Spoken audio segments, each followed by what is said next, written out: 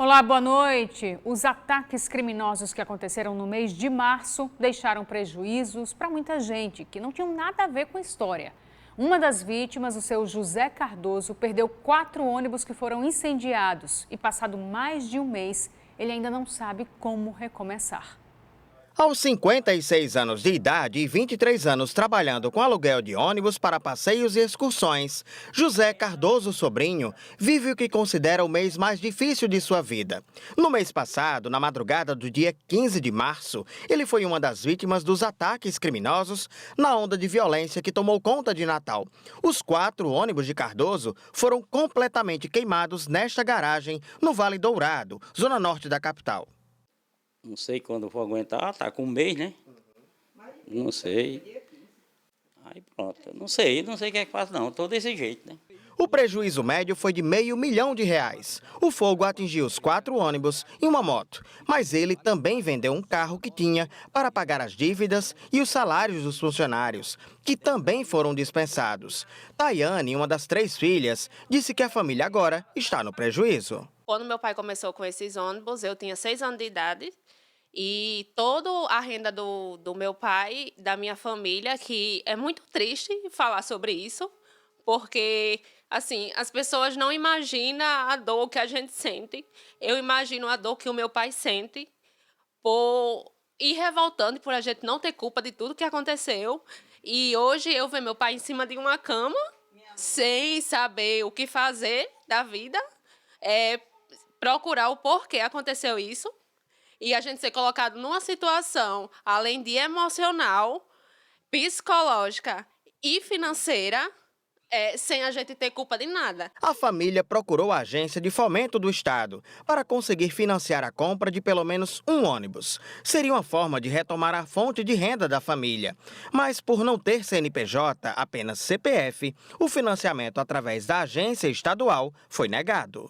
Procurei a AGN, que foi oferecido o crédito, e a gente foi muito animado para pelo menos conseguir um empréstimo de R$100 mil, o que fosse, para meu pai conseguir comprar pelo menos um ônibus para começar. E chegou lá, nada feito. É como se tivesse ido no banco como pessoa física. Não tem um crédito para você. E a gente voltou com as mãos atadas, procurando outro recurso. Além disso tudo, existia 6 famílias que trabalhava com meu pai, que tipo assim, não tirou só da minha família, tirou mais de 6 famílias. Tanto que tem um funcionário que tem 7 filhos e sem emprego, e o que o meu pai todo dia se maltrata é por não poder estar ajudando ele. No começo de abril, o governo do estado prometeu ajuda financeira aos empreendedores que foram vítimas dos ataques criminosos do mês de março.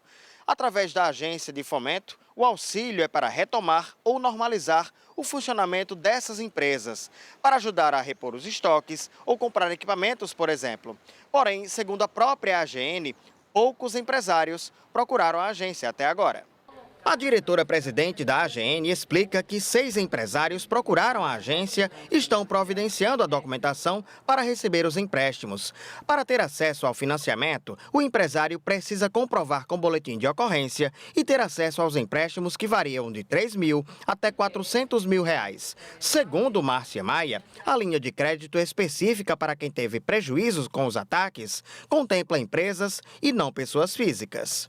Na agência de fomento, os juros são menores. O parcelamento pode ser feito em prazo estendido, de 36 a 48 meses. Há desconto nos juros, inclusive se o empresário pagar em dia, e uma carência que pode ser de 3 a 6 meses. Para quem foi vitimizado, com essa situação de violência, para essa linha de crédito que nós estamos oferecendo, é necessário o boletim de ocorrência, o BO, que acho que todos devem ter providenciado, devem ter feito. Além disso, também, nós temos linhas que não têm juros, que tem um desconto de 100% dos juros, como temos linhas que têm juros de 1,5% ao mês, que é um juros que está bem abaixo de muitos bancos aqui do sistema nacional e tradicional financeiro. Quem quiser ajudar a família de José Cardoso, o telefone e contato também é chave Pix. O número é o 99661-9396. Em nota, a Agência de Fomento do Estado disse que não está autorizada a comentar casos individuais de clientes, mas que se coloca à disposição para prestar aos clientes que precisarem os esclarecimentos devidos sobre o andamento de processo de contratação, pré-requisitos das linhas, limites de financiamento e enquadramento em cada perfil de empreendedor. O contato pode ser feito de segunda a sexta, das 8 da manhã às 4 da tarde, por meio do telefone 3232-1570. 3232-1570. Quem precisou pegar a BR-304 hoje na região oeste em direção a Tibau teve que ter muita paciência. Uma obra na rodovia deixou a saída para o feriado mais complicada. Quem passou pelo trecho no feriado na manhã desta sexta-feira foi surpreendido com o congestionamento. Muitos não sabiam que a rodovia estava em obras. Eu dou parabéns para ele, uma ótima ideia, viu? Porque deixar a gente num sol desse, uma quintura dessa, e a gente não estava sabendo de jeito nenhum dessa obra. Apenas uma faixa da rodovia está liberada para os motoristas. E quem está saindo para aproveitar as praias da Costa Branca precisa contar com a paciência. Já podia estar em Tibau já há muito tempo. A obra é uma reconstrução asfáltica do acostamento que estava desgastado e com bastante buracos. Ela teve início nesta semana. Os serviços começam no quilômetro 0 da BR-304, que fica na divisa entre os estados do Ceará e do Rio Grande do Norte, e vai até a entrada de Mossoró. Nós entramos em contato com o DENIT, o Departamento Nacional de Infraestrutura de Transportes, e perguntamos por que eles programaram a obra para o período do feriado. Porém, não obtivemos resposta. Tárcio, que estava indo trabalhar em Tibau, acabou perdendo mais tempo do que esperava, por causa do congestionamento de mais de 30 minutos. Acho complicado, porque a gente está indo para trabalhar e está atrasando tudo lá no restaurante e vai demorar um pouco para abrir. Absurdo, né? Que a gente fica aqui perdendo tempo aqui nessa estrada aqui, sendo que a gente gasta 30 minutos para ir para Tibau, agora rapaz, mais de 30 minutos que a gente está só aqui esperando. Já seu Haroldo, que é morador do bairro Nova Mossoró e enfrenta buracos na pista todos os dias no trajeto de ir e voltar para casa, gostou do que viu, mesmo sendo em um dia de feriado. A gente está precisando, né, dessa obra. E principalmente o bairro aqui está muito esburacado. Está precisando urgentemente. Porque quer pular, quebra um carro, quebra uma moto. Se não tiver cuidado, a pessoa leva até uma própria queda. Um terreno que pertence à Arquidiocese de Natal, que fica no bairro Bom Pastor, na zona oeste da cidade, foi ocupado hoje por famílias do Movimento de Luta por Moradia Popular, o MLMP. O local era a antiga residência do padre Tiago Tense, que morreu aos 90 anos em outubro de 2021. Os manifestantes chegaram por volta de 1h da madrugada no casarão do padre Tiago, no bairro Bom Pastor, zona oeste de Natal. Aproximadamente 150 famílias oriundas de Felipe Camarão, Bom Pastor e Nazaré estão instaladas neste terreno. A principal pauta do movimento é a busca por moradia. Queremos um diálogo, não só um diálogo, nós queremos uma solução para resolver o problema das famílias do movimento que não têm moradia. O programa Casa Minha Vida voltou e, com isso, é uma grande possibilidade de nós termos novamente um sonho de ter moradia. Então, essa é a forma que nós encontramos de poder reivindicar e cobrar do poder público estadual, municipal e federal nossas habitações. E só sairmos daqui quando o nosso problema for resolvido. Lutar pela minha moradia, primeiramente, porque não tenho condições de pagar aluguel, né? Hoje em dia o aluguel é alto demais, né? O Movimento de Luta por Moradia Popular denominou esta ocupação de ocupação Padre Tiago, em referência ao padre Tiago Tyson, que aqui residia neste terreno de mais de 5.000 metros quadrados, que pertence à Arquidiocese de Natal. O objetivo destes manifestantes é provocar a Arquidiocese de Natal um diálogo em conjunto com o governo do estado e a Prefeitura de Natal para conseguir moradias dignas para estas famílias que estão aqui alojadas no bairro do Bom Pastor. O padre Valdir, pároco da Catedral de Natal, conversou com os ocupantes e disse que irá abrir o diálogo com os órgãos competentes. Apesar disso, ele afirmou que, caso não haja acordo, a Arquidiocese pode entrar na Justiça com um processo de reintegração de posse. Em segunda-feira, nós vamos procurar o governo do estado, os órgãos, as secretarias que estão inseridas nesse contexto e vamos colocar em reivindicação deles para que a gente possa abrir esse diálogo. A intenção da diocese não é fazer uma uma força jurídica para isso, mas em tendo necessidade, a gente precisa também fazer a reivindicação de reintegração de impostos. Ontem a gente mostrou aqui no RN2 que muita gente estava procurando as UPAs da capital com sintomas de viroses. E isso estava comprometendo o atendimento. A situação não mudou nada. Vamos agora à noite em uma das unidades de pronto atendimento da capital, na zona norte da cidade. Quem está lá é Sérgio Henrique Santos e fala com a gente ao vivo sobre a situação neste momento, nesta sexta-feira de feriado. Hein, Sérgio? Boa noite. Oi, Emily, boa noite para você, boa noite a todos. Pois é, nós viemos mostrando essa situação nas unidades de pronto atendimento e essa lotação provocada pelas arboviroses, viroses de maneira geral e pessoas com sintomas gripais. Hoje foi um dia até relativamente tranquilo, mas agora à noite a demanda voltou a aumentar aqui nas unidades de pronto atendimento. Essa aqui que nós estamos agora é a UPA Potengi, aqui na Avenida Senhor do Bonfim. A gente vê que está muito cheia a unidade de pronto atendimento. E conversa aqui com os pacientes, em conversa agora há pouco com os pacientes, eles falaram que tem 2 médicos, um para adultos e outro para crianças. E quando chegam algumas demandas, como aconteceu agora há pouco, tem uma senhora que chegou aqui, uma moça, uma jovem mulher, ela chegou aqui passando mal, ela aparentemente estava bem, só que aí ela acabou desmaiando e tendo convulsões aqui na própria calçada da UPA e ela foi levada às pressas lá para dentro e isso acabou ocupando a médica que estava atendendo, então todos os outros pacientes vão ter que aguardar esse atendimento. A principal reclamação aqui é a superlotação e o fato de que tem poucos profissionais para atender uma demanda muito grande de pessoas, isso acaba sobrecarregando quem fica. Você esteve lá dentro agora há pouco, moça? Não, tive não. Faz tempo que eu cheguei com meu sogro, ele chegou a gente chegou às 6 e pouco. Aí ele entrou lá para dentro, acho que era quase 7 horas. Ficou 7 da noite? Ficou bastante tempo aqui esperando. E era na urgência também, não foi atendido na urgência. Esperou ser chamado para entrar lá para dentro. Você achava que a UPA ia estar tão cheia assim? Você esperava encontrar a UPA tão cheia? Não, a gente chegou, realmente estava praticamente cheia mesmo. Lá dentro aqui está cheio mais ainda. Obrigado, viu? Bom, essa demanda, gente, está acontecendo já há alguns dias. Hoje foi um dia relativamente tranquilo. A gente acompanha agora na reportagem do Pedro Trindade.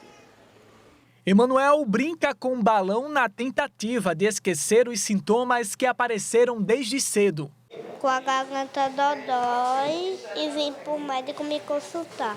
Ele chegou na unidade básica de saúde do Pajuçara, acompanhado da avó e da mãe. A senhora buscou aqui a UBS por qual motivo? A situação das UPAs, né? Estão bem lotadas. E aí a gente veio para aqui porque disse que estava tendo atendimento, estava bem tranquilo. Realmente, por enquanto, a gente já consultou até. Já vamos embora já. Diferente do que acontece nos demais feriados, esta unidade esteve aberta para a população hoje, feriado de Tiradentes e em horário estendido.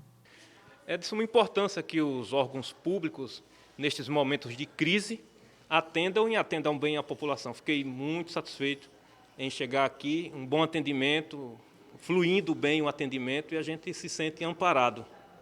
Até o meio-dia, 21 pacientes compareceram na UBS.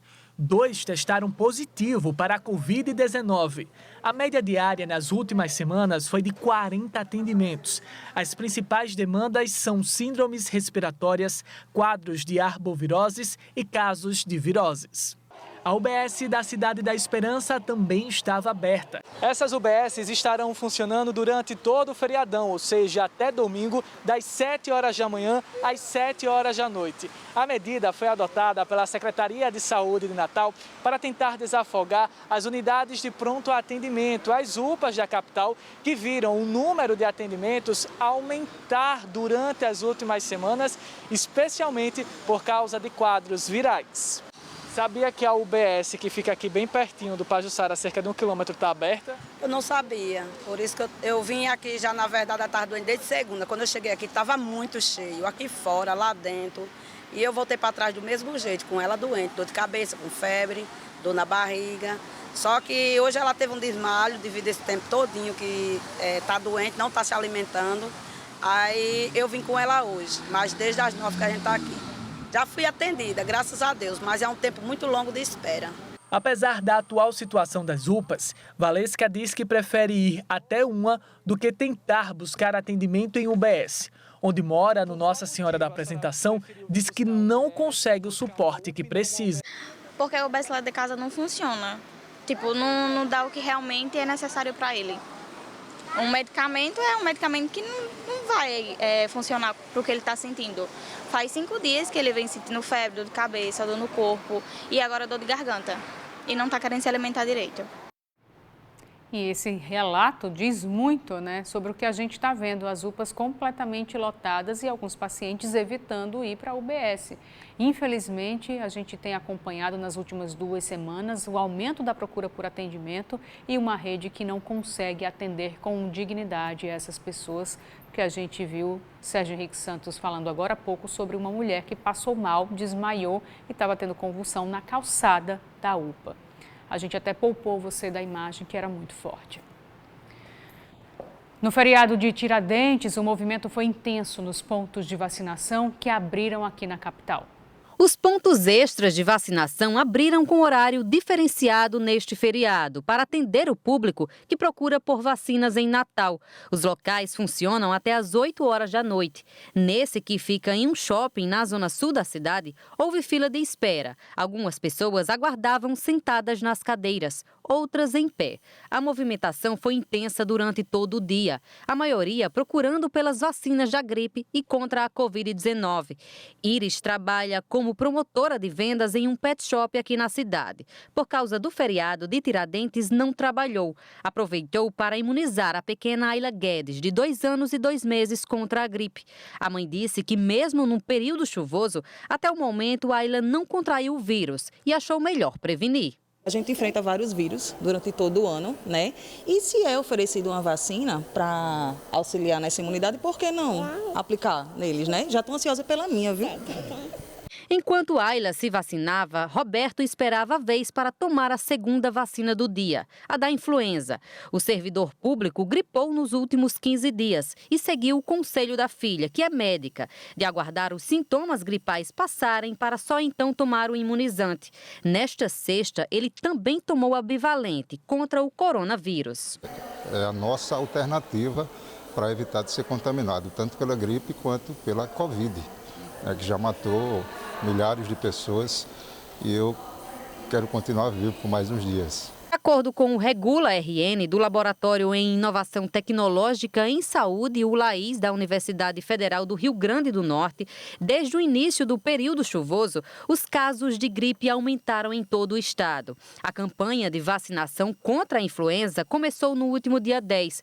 De acordo com a Secretaria Estadual de Saúde, a CESAP, foram distribuídas mais de 200 mil doses da vacina para os 167 municípios do Rio Grande do Norte. A meta é imunizar pelo menos 90% de cada um dos grupos prioritários. Em relação à Covid-19, de acordo com dados levantados pelo Regula RN, nos últimos 10 dias, 13 pessoas foram internadas com coronavírus e 3 vieram a óbito por causa da doença. Com relação à Covid-19, o que nós percebemos é que as internações em UTI e em enfermaria são de pessoas idosas. Por exemplo, nos últimos 10 dias, nós tivemos de maneira mais incidente pessoas acima dos 70 anos, inclusive pacientes com 103 anos que se internaram em UTI por Covid-19 e que depois tiveram alta.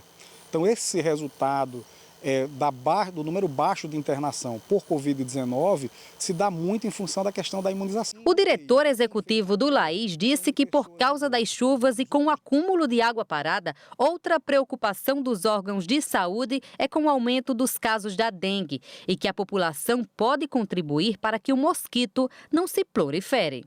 No caso da dengue, especificamente, é evitar água parada. Então, pneu, lixo, terrenos vazios. É muito importante, nesse momento, campanhas educacionais do governo do estado, do governo municipal, das autoridades de saúde pública, chamando a atenção para esse momento que a gente está vivendo. Ou seja, nós tivemos aí um período de muita chuva e agora a cidade está aquecida, ou seja, tem bastante sol, o que é propício para a proliferação do mosquito e disseminação da transmissão da dengue. Hoje, os pontos extras funcionam até às 8 horas da noite, até logo mais. E amanhã, a população pode procurar os shoppings Via Direta, Partage Norte Shopping, Midway Mall, para vacinação das 3 horas da tarde até às 8 da noite.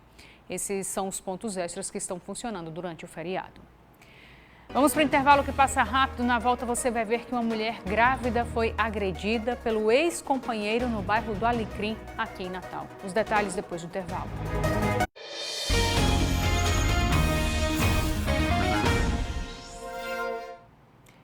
Uma mulher grávida foi agredida pelo ex-companheiro no início da noite de hoje no bairro do Alecrim. Vamos falar ao vivo com Franciele Medeiros, que tem as informações para a gente. Franciele, boa noite. Boa noite, Emily, a todos que estão nos acompanhando. De acordo com as informações do 1º Batalhão da Polícia Militar, a agressão aconteceu nesta rua aqui, que é a Rua Presidente Bandeira, que fica no bairro do Alecrim.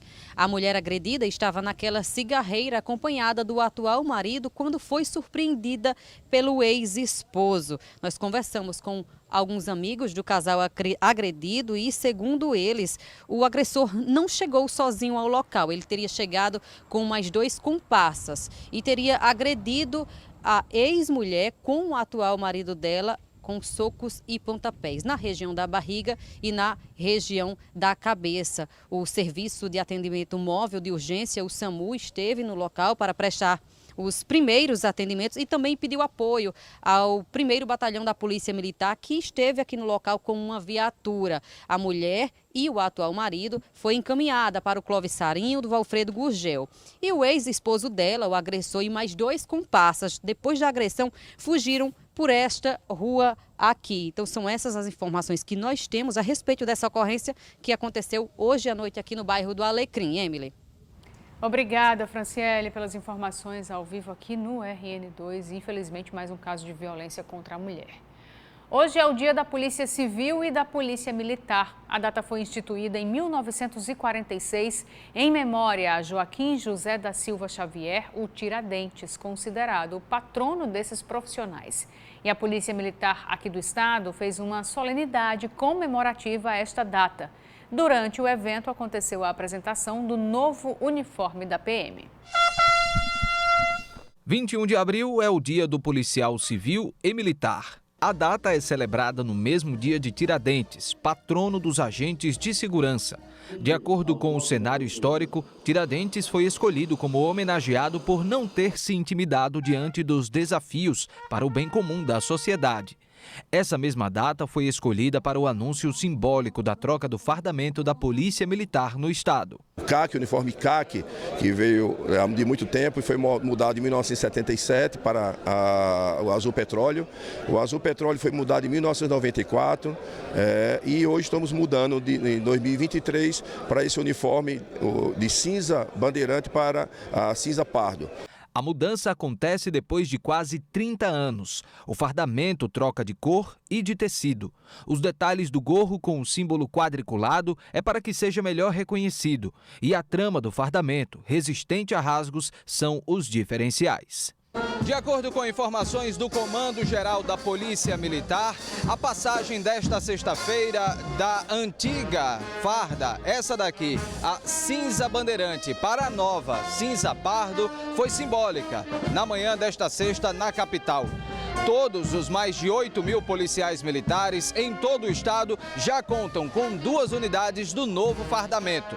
Ainda segundo informações da Polícia Militar, o investimento para essa nova farda chegou à casa dos 10 milhões de reais. Esses valores vieram esses três poderes, tanto a Assembleia Legislativa quanto o Tribunal de Justiça e a maior parte com o governo do estado. Já era um plano de campanha da governadora. Nós, antes dela assumir, antes de nós assumirmos, apresentamos essa necessidade dessa troca e ela a entendeu, autorizou e durante esses 4 anos nós fizemos estudos e a compra desse uniforme, que demorou em virtude também da pandemia. O Tribunal de Justiça Desportiva determinou o cancelamento em definitivo do clássico ABC e América, que deveria ter sido realizado na noite de ontem. Só que a partida válida pela 6ª rodada da 2ª fase do estadual não chegou a começar por conta de problemas em uma das torres de iluminação do Frasqueirão.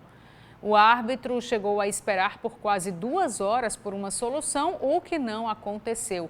No ofício enviado ao TJD, A Federação Norte-Riograndense de Futebol justificou a inviabilidade de adiar o confronto para esta sexta-feira, tendo em vista que o ABC tem jogo marcado para domingo contra o Vitória pela Série B do Brasileiro. De acordo com o regulamento geral das competições, não haveria a distância mínima de 66 horas entre uma partida e outra. O documento também destaca que não há data disponível para a realização de nova partida, já que ABC e América têm jogos agendados referentes aos campeonatos nacionais. A federação pediu ao TJD que determine o cancelamento da partida, sendo mantida a tabela de classificação e de pontos atualmente. E mantida também a continuidade do Campeonato Potiguar com a realização das partidas de ida e de volta, das finais já aprazadas. O RN2 de hoje vai ficando por aqui. Muito obrigada pela sua companhia nesta sexta-feira, feriado. Para você que está aí descansando, obrigada por nos receber na hora do jantar. Para você que está curtindo, aproveita que ainda tem sábado e domingo. Bom fim de semana. Tenham todos uma ótima noite.